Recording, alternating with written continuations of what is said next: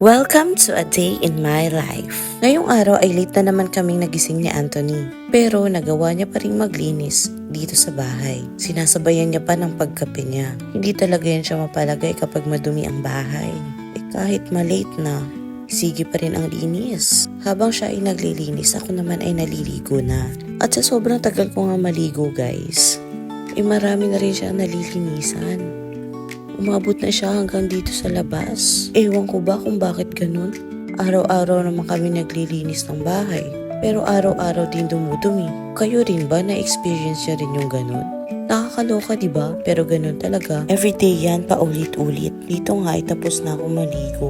Inuna ko na yung pagboblower ng buhok para matuyo na. Para hindi na rin tumulo sa may likod ko. Naka something red nga pala ang suot namin ngayon sa trabaho. Kasi meron kaming Valentine's special. And syempre, magre-red kami.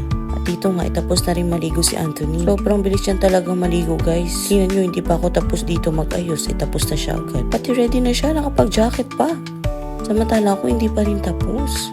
Pero hindi ko nakakalimutang uminom ng Necotayon tuwing umaga bago umalis. Para saktong 30 minutes, pwede na ako mag-breakfast. At ito na nga ang naging ganap sa aming Valentine's special, guys. Buti nga may mga HR interns ako at sila ang nag-facilitate nitong buong activity.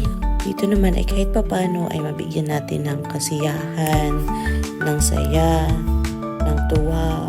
Wait lang, pare-parehas lang yun Basta yun every Valentine's Day, ginagawa na namin to. Nagkakaroon kami ng mga short program for employees. Pag uwi nga ng bahay guys, ay ito na ang ginawa ko.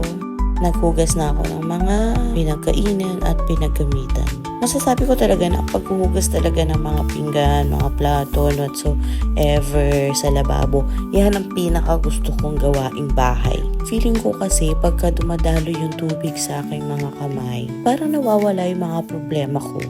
Kumaga, pantanggal ng stress.